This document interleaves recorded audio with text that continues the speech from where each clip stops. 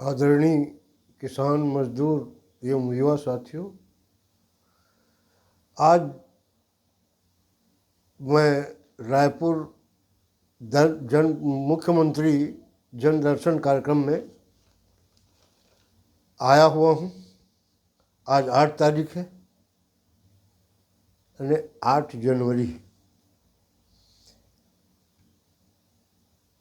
मैंने देखा मुख्यमंत्री जी के निवास के सामने सुबह 8 बजे से लोगों का आने का तांता लगा रहा, जो लगभग 1 बजे तक चलता रहा।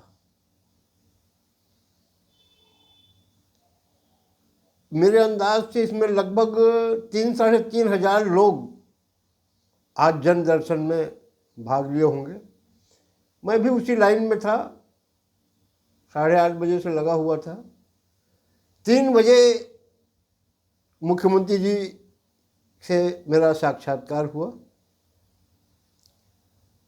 मुझको ऐसा लगता है कि मुख्यमंत्री जी ने जो कलेक्टरों को आदेश दिया है, अपने विधायक सांसदों को सलाह दिया है कि क्षेत्र की जनता की समस्याओं को आप अधिक से अधिक हल कराइए। उसमें न तो अधिकांश विधायकों का, सांसदों का, और मेरे को लगता है कि कलेक्टरों का जो जन दर्शन जिले में चल रहा है, उसमें अगर समस्या हल हो जाता तो शायद इतनी भीड़ रायपुर में नहीं लगता। मैं सोचता हूँ कि जैसे मैं अपने ही बता रहा हूँ, कम से कम खर्च अगर सोचोगे तो 1,000 रुपये में मैं रायपुर पहुँचा हूँ, रुकने का, खाने का मिला करके। ऐसे ही दूर दूर से सब लोग आए होंगे। तो बता मैं ये रहा था कि आखिर हमारे विधायक, अधिकांश विधायक सांसद रुचि क्यों नहीं ले रहे हैं जनता की समस्याओं को हल करने के लिए। इसमें तो कुछ लोगों का कहना यह है कि 20 से 30 नया विधानसभा बनने वाला है, इसलिए अधिकांश विधायक रुचि नहीं ले रहे हैं जनता की समस्या हल। हो सकता है हमारा ऐसा कटेगा, कहाँ करेगा, कैसा करेगा, इस संशय में पड़े हैं। और कुछ लोगों ने ठान लिया है कि इस बार मेरे को लगता है कि भाजपा की सरकार न बने, ऐसा भी लगता है मुझको। क्योंकि ये जो आज मैं यहाँ आया, मैं पूरे प्रदेश की जनता से मिला, कोशिश किया, कहाँ कहाँ से आए हो आप, तो सब पूरा है। मैं नाम नहीं बता पाऊँगा आपको। और सबका यही कहना था। मैं कहा विधायक लोगों क्या बोले, हमारा कोई सुनता नहीं भैया, हम तो भाजपा को वोट दिए हैं, हम मोदी जी के हैं। खैर, मोदी जी के रहो या विधायक के वोट दो न दो, उससे मतलब नहीं है, मगर विधायक सांसद जब शपथ लेते हैं, विधायक बन जाते हैं, तो वो किसी पार्टी के नहीं रहते। उनको तो चाहिए कि और लोगों की संख्या अपने समर्थक बढ़ाने के लिए सबका समस्या हल करना चाहिए। क्योंकि शपथ लेते हैं ना कि मैं अपने पद का निर्वहन बगैर भेदभाव के करूँगा, तो ये अपने लोगों से ही भेदभाव हो रहा है। खैर, ये उनकी पार्टी की बात है। कोई पार्टी सत्ता आए जाए, मेरे को उससे कोई मतलब नहीं है। मेरे को एक ही मतलब है कि छत्तीसगढ़ राज्य भ्रष्टाचार विहीन बने। जब तक नहीं बनेगा, मेरा आवाज़ निकलते रहेगा। आवाज़ इसी मुद्दे को लेकर के मैं अपने छत्तीसगढ़ के प्रदेश के सीधे सरल मुख्यमंत्री आदरणीय विष्णुदेव साय जी से मिलने आया था। उनको मैंने याद दिलाया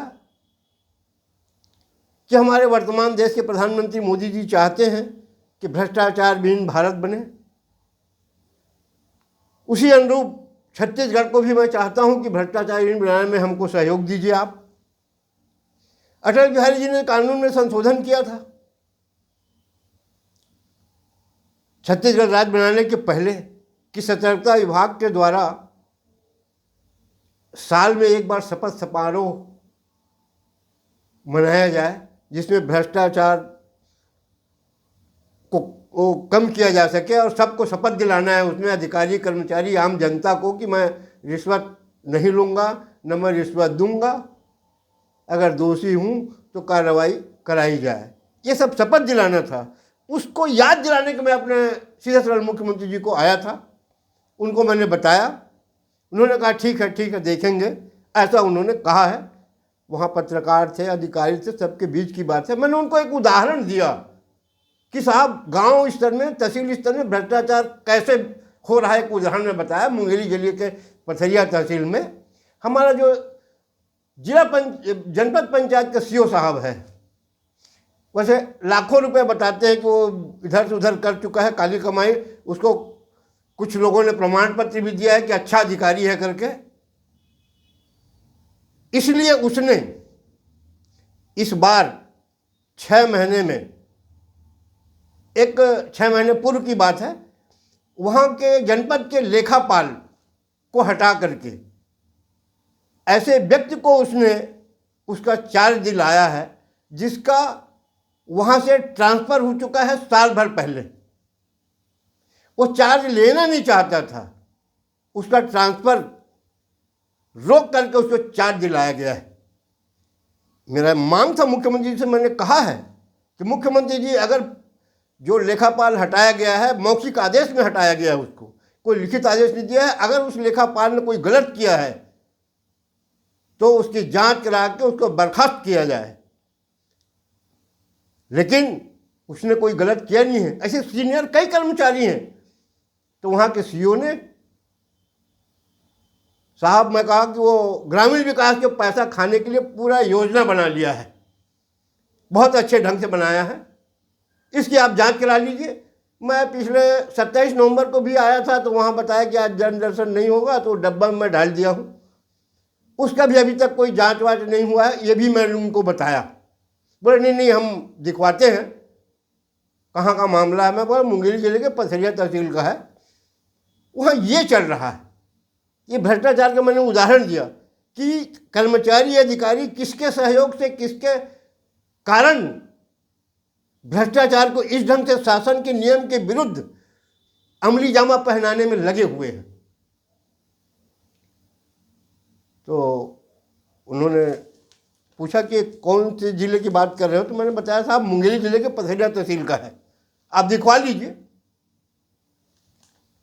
अगर हम ये चाहते हैं कि अगर हमने हमारी इस इलाके, मेरा कोई इंटरेस्ट नहीं है वो लिपिक के प्रति, मगर ये भ्रष्ट अधिकारी के खिलाफ मेरी आवाज़ रहेगी।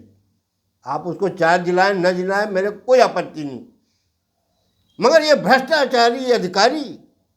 अब हमको तो ताजुब होता है कि हमारे यहाँ 2 कट्टर दिग्गज मोदी जी के परिवार कहने वाले विधायक बिल्हा विधानसभा और मुंगेली विधानसभा के रहते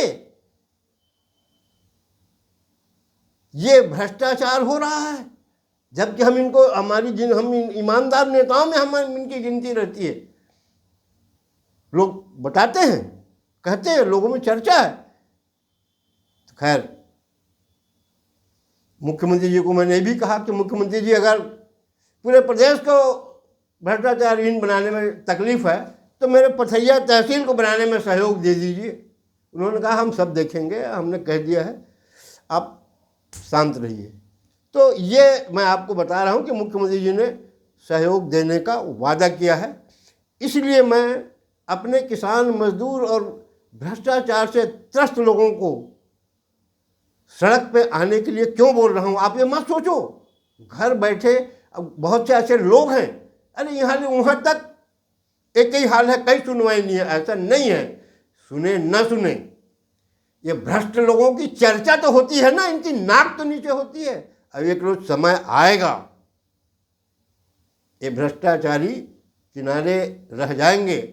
और मैं तो वहाँ कई पत्रकार लोग बाइक लिए मेरा, तो मैंने उनको बता दिया है और मुख्यमंत्री जी भी कह दिया कि अगर आपके नेतृत्व में अगला चुनाव होना है तो आपको भ्रष्टाचार विहीन छत्तीसगढ़ राज्य बनाना पड़ेगा। क्योंकि आज पेशी की तारीख पूछने 50 रुपया लग रहा है लोगों को। खैर, कुल मिलाकर के मैं जो पॉम्पलेट आप लोगों के बीच बंटवाया हूँ उसको भी मैंने उनको दिया है और भ्रष्टाचार विहीन तहसील बनाने के लिए सहयोग मांगा है। इतना कह के मैं अपने वाणी विराम देता हूँ। धन्यवाद। जय हिंद।